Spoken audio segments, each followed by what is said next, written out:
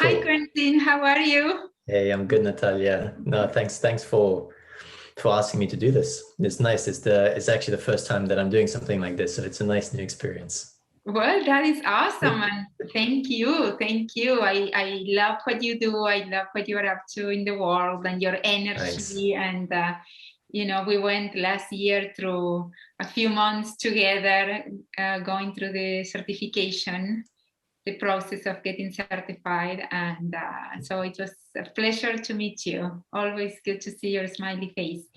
So first, I wanted to know a little bit, how Mhm. did you get into coaching? So the way I got into coaching was about 2 years, more than 2 years ago now. So sometimes towards the beginning of 2019 or like mid 2019, um, I was a product manager. And I had decided that I wanted to change career, that I knew that I didn't want to be a product manager anymore. And I changed career directions several times in the past, but my girlfriend convinced me to take it a bit slower that time. And she said, like, don't jump for the first shiny object that you see, as you've done in the past. Just actually think about it a little bit more. And so for my birthday that year, she got me coaching sessions. And that's how I was introduced to coaching for the very first time. I knew about it, but I just as much as people hear about like, oh, of the term coaching, but you're not really sure exactly what it means. And so I started working with a coach specifically to figure out what was going to be my next step, what did I wanted to do. And as we went through the process of looking through my interests, my strengths, what were my criteria for an ideal career, an ideal life, after a few months, my coach actually mentioned to me, well, have you thought about coaching? Because it ticks a lot of the boxes here. And she said she also believed that I had the temperament, the qualities to be a good coach. And so I considered it for a while. I did research. I started talking to other coaches. I started looking into programs just to get understand is this something that I actually want to try out? And after a while, I said, well, I'm not going to know until I do actually test it. And that's when I decided to do an accreditation. And the reasoning behind it was I had no idea if I'd like it. I was intrigued, but at the same time, I knew that even if I decided at the end of the accreditation that it wasn't something that I wanted to do full time or even part time, no matter what job that I did in the future that involved people, it was going to be useful skills that I was going to acquire. So there was no losing here. And I came across many different programs, and eventually I chose Mindful Talent. And that's essentially how it happened. And when we joined, I don't know if you remember in the very first call, when people were asked, well, why are you joining the program? And like it seemed to me that everybody was saying, well, I've always wanted to do this. I'm passionate about coaching. I'm all these great stories. And I seem to be the only one who was like, I have no idea. If I like this or not. This is my way of testing it. And so it was an interesting journey, and I ended up liking it a lot more than I expected, and also I was a lot better at it than I initially expected. I mean, I remember coming out of our case study sessions and feeling like more pumped than I felt in a very long time. Like the confidence that I hadn't felt in a long time, being like, shit, like I'm not sure if I should be swearing or not, but Yes, I was yes. like, wow, like I I'm actually, I think I'm actually good at this. And so at the end of the course, I decided, you know what, I'm going to go for this. And so that's a long answer to your short question. Wow, that is an amazing story. That is a great, great story. So what comes up to me, it's maybe to talk a little bit. How did you feel when your girlfriend actually gave you this gift? Or what did you think, or what meaning you gave to this, the fact that she gave you this gift of coaching, because my experience in these 20 years that I have been getting coached and being a coach and is that some people, when you know, a friend, many times in these coaching programs that I have joined in the past, they are there because a friend told them, or a family member, or their husband, and they, at the beginning, they didn't take it that well, because they thought like their loved one or their friend, or that they thought that there was something wrong with them, that's why they needed coaching. So I never saw it that way myself. So I wonder if when she gave you this gift of coaching, what was your first impression? I mean, I'm trying to remember exactly what I thought or felt, but overall, I mean, I thought it was probably the best birthday present I ever got, because I knew I could use help for this. That I wouldn't say that I needed help, but I knew that receiving help for something like that would be huge. That it could potentially save me a huge amount of time and grief. That I might not only take a lot longer to figure out what I wanted to do on my own, but also might end up going along a path like I did in the past that didn't suit me. And so no, I was delighted to receive coaching. I mean, I'm more than happy. I've learned over the years to accept help. It was something that I struggled with early on, like that I always saw receiving help or asking for help as a sign of weakness. But over the years, and especially looking back on things, not only realizing that there's not a single thing I achieved on my own, and that's the case for most people, and that actually it was really me being scared of being vulnerable and showing that I didn't know everything, that I didn't know where I was going. And so I think, no, I was just extremely grateful that she was going to give me like I said, the most useful gift I'd ever received. And I've said that several times to people that, yeah, it's the most useful gift I've ever received.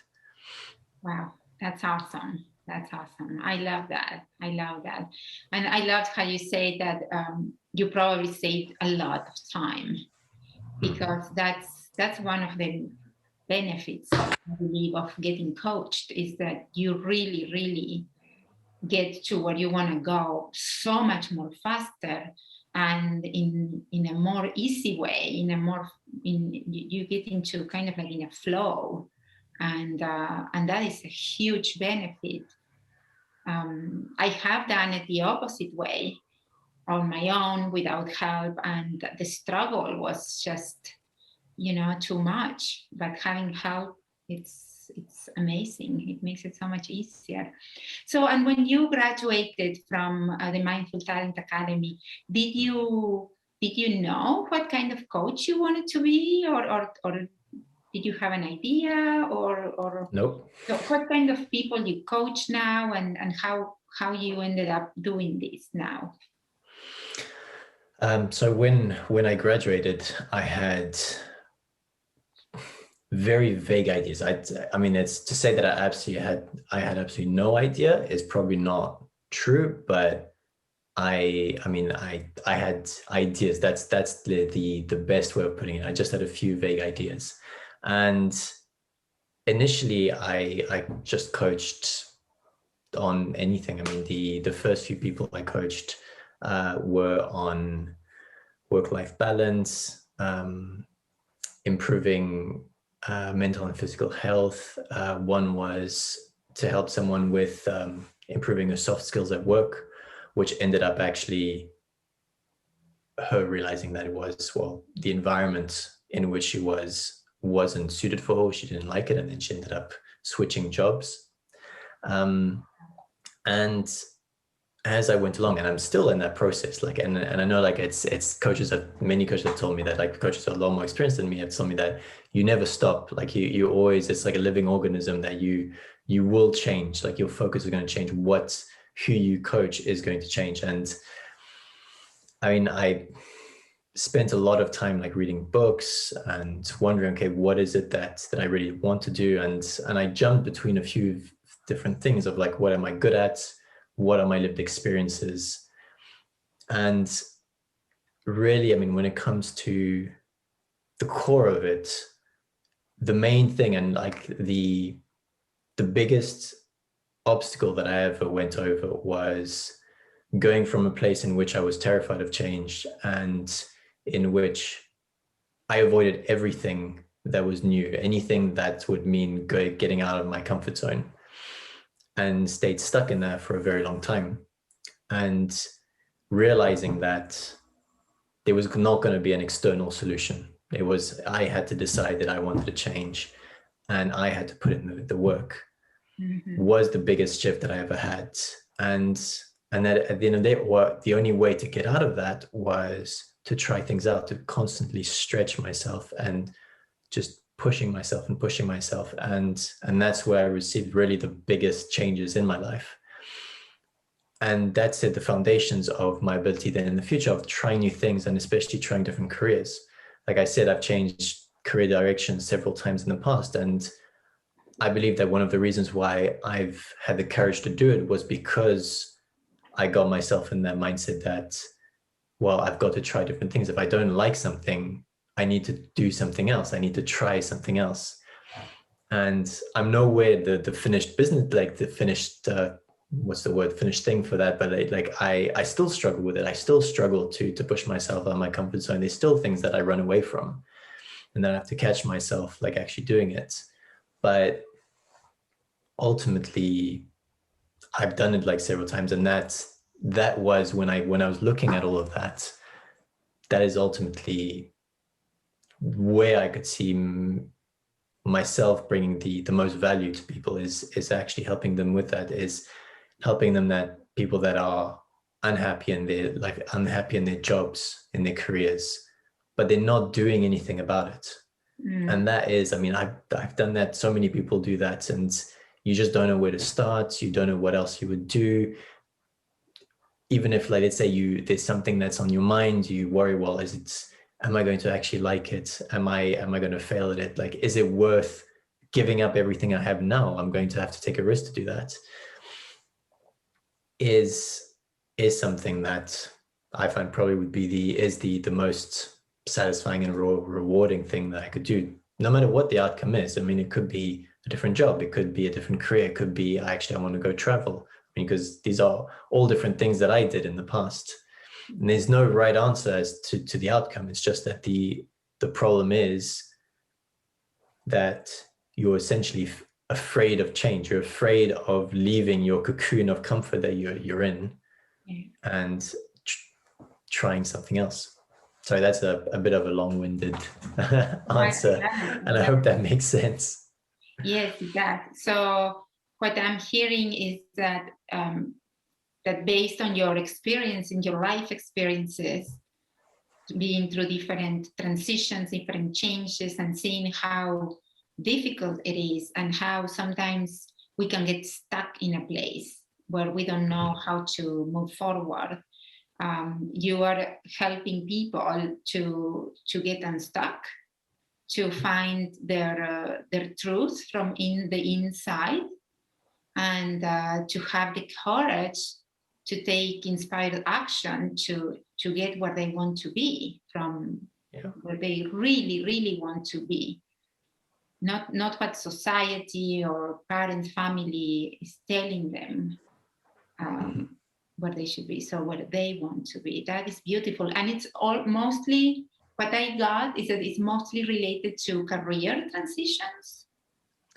Yes, that's the thing that I've decided to focus on, because it could be a lot broader, but I'm not the right person to go. Let's say if the change that you want to do is you're living an unhealthy life, and what you need to do is to start exercising, or eating healthier. There are a lot more other coaches that are better suited than me for that. Like I could coach people on that, but it's not, I would prefer to send people a different way. Like I know other coaches who focus on that, and that would be much better than me at that.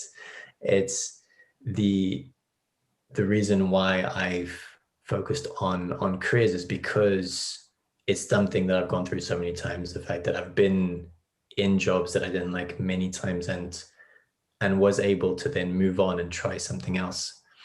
And the thing that I bring on top of that is that I experimented a lot, but I didn't necessarily always experiment smartly. I didn't always think before I acted, if that makes sense. I would just be either like I said, going for the shiny object without thinking, okay, is this really the right move right now? Or am I just intrigued by it for a little bit? Or actually sometimes am I avoiding the question? Am I avoiding really having to dig deep and really consider what I actually want? Because that was another thing that I realized, is that sometimes like you keep yourself busy to avoid the big questions. And I was guilty of that as well. Yes, well, I would like to reflect on you and bring up this. I think it's an important point that that it's hard to believe that you made moves without thinking, because I want to bring up to the table how smart and how brilliant you are. So this is not something that happens to people that are, you know, that this is the people we are working with. They are smart. They are really, really brilliant. They are geniuses. They are go-getters. They are driven. But they are missing something. They are missing one piece, maybe. And the piece could be, it depends on the person, could be the whole picture. They cannot see the whole picture. They're just stuck in a little part of the puzzle. Or, but yeah, but I think that's a very, very important point, that that these people we are working with are they are whole and complete. They are amazing human beings. There is nothing wrong with them, because, No. like I said, you are an amazing man, and you went through that, and it was my experience too. You know, like I was, from the outside, I was checking all the boxes. I was super successful, but inside was a completely different story. So, and I think it's important to see that yeah. So, and what kind of do you have an clarity on, yeah, I'm sure you do, what kind of tools, what kind of approach you use on your coaching? Because there are many, many different approaches too. Some people are very brainy, you know, neuroscience. Some people are more spiritual. Some people are more, you know, like linear, more like you do A, B, C, and, you know, like there are a few different approaches to coaching. Which one is the approach that talks to you more authentically? Sure. First of all, thanks for the compliments. It's very nice words from you. So no, thanks for that. Thanks. Yeah. And I wouldn't say they're necessarily specific tools that I feel strongly about. I mean, you could go in terms of the ACT model. I mean, which is something that's really covers all of coaching, where it's like bringing awareness, having a choice, and then trusting the process. But I guess what I focus more is on what I think my strengths are. So one thing is I've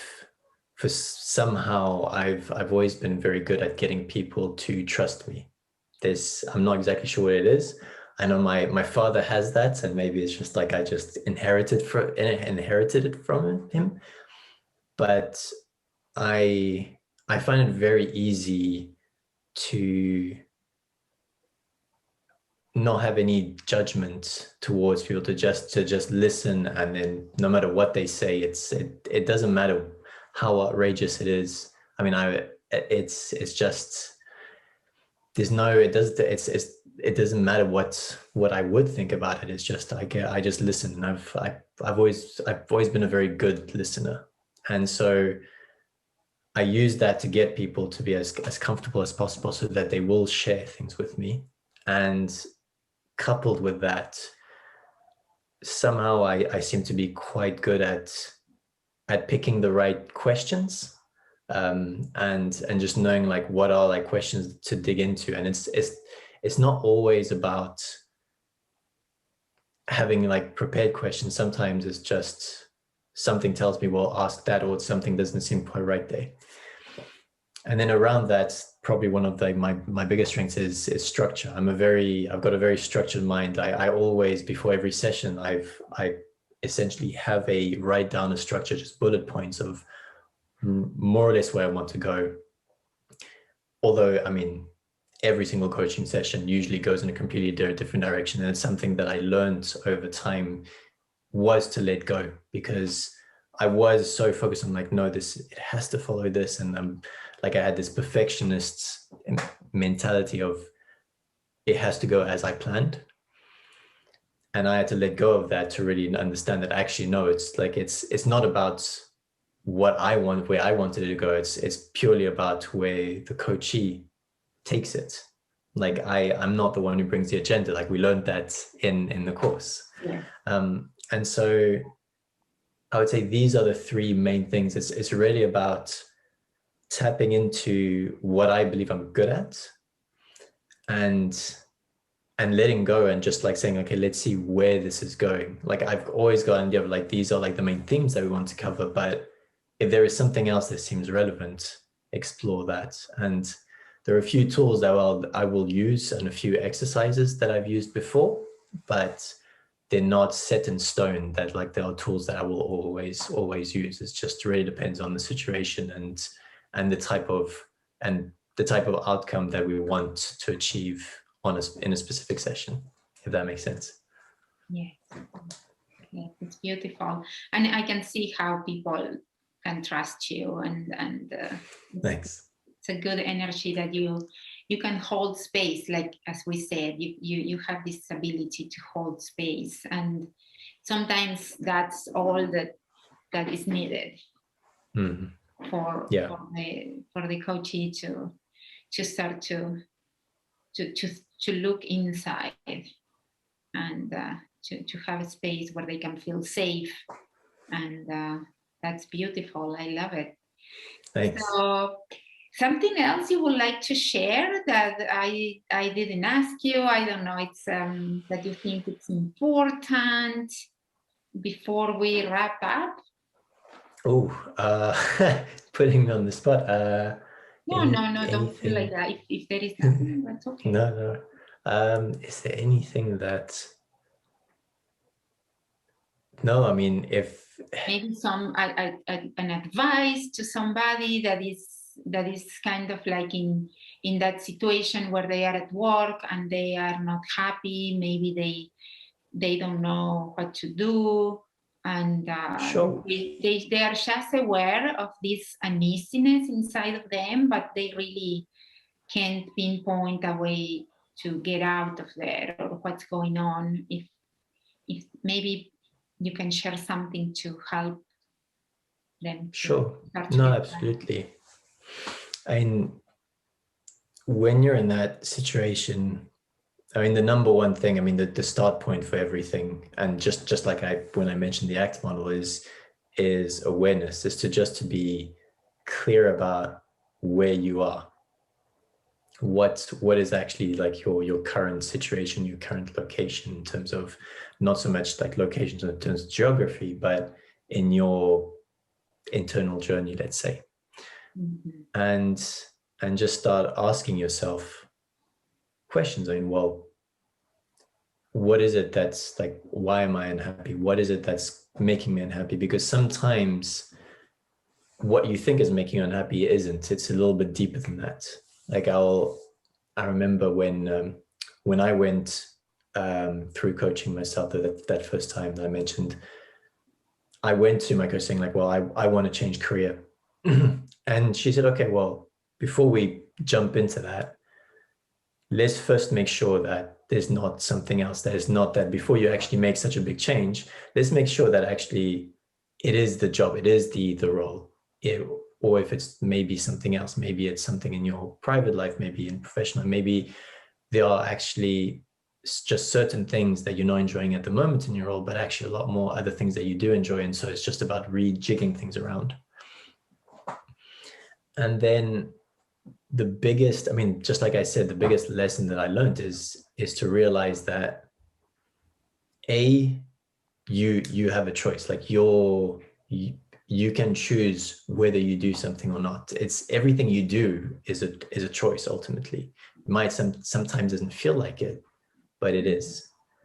And coupled with that is no one is going to make you change. Like I've tried that. I waited for years for people to make me change. Like, I mean, I went through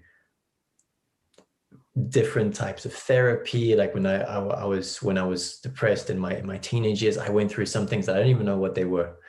And I kept on waiting for someone to get me out of it. But I wasn't doing anything. I wasn't trying anything. And it's only once a specific therapist who managed to finally get through to me made me realize that I was the only person who was going to get me out of this. Like it's, and I always say that to people who consider coaching, like that coaches are not going to make you change. We're not consultants. You have to, like, ultimately you are the person who's going to have to change, and you're going to have to do the work. So there's no, like, you're not looking for a coach if that's the solution that you're looking for. And it's once I realized that, and once I decide, you know what, I've had enough and I'm going to do something about my situation, that's when things started to change. And so that would be my biggest advice, is to realize that, to bring awareness to where you are, realize that you have a choice of where you are, and no one is going to make you change. You have to do it yourself. And then finally, to realize that just because what you want seems so far away, it's not about taking one big jump and getting there. Like we know that. I mean, it's all about the person in the middle. I remember that we learned during the course. It's small steps. It's always just like small steps. Just like I say in careers, it's not about quitting your job straight away and then figure things out. You can do things like little bit by little bit, like slightly, like stretching yourself a little bit more and a little bit more, a little bit more. Because if you do it too much too quickly, it's going to break, and then you're just going to fall back to where you were. So yeah, I would say these would be the main pieces of advice that I would give. I just love it, Quentin. I love it. And it's so aligned with my own experience. Like, I went through a similar process of going through, my background is on psychology. So I went through therapy 5 times between the age of 16 until 26. Okay. And again, I was expecting the change to happen from the outside, or magic. I don't know. It's the kind of like the same experience. And what changed my life the most was on my first coaching experience. That mine was a little bit different than yours. Mine was through a 4 days full immersion, like all day long from 8 a.m. to 12 p.m. in a room with 200 other people getting coached. Like very, very intense experience. But I came out of that long weekend completely transformed. And the main thing that happened was exactly what you said. You said it in some other words, but I took responsibility, radical responsibility for my life and for my results. I got that the events that happened outside of me, the situations, they are not my fault all the time, but it's always 100% my responsibility what I do with them, what meaning I give them, and what actions I take. And that itself completely changed my life. So I truly, I hope I capture. Is that more or less what you were saying? No, absolutely. Okay. And actually, I would add one more thing, which I realized when I finished that I forgot about, which is also was for me was very important, and I mentioned earlier on is accepting help and actually seeking help, because people more often than not are happy to help if you ask them. If you have the courage to be vulnerable and admit that you could actually use help to solve something, then people will help you. And this is not an advertisement for myself and say like your support is like you need a coach.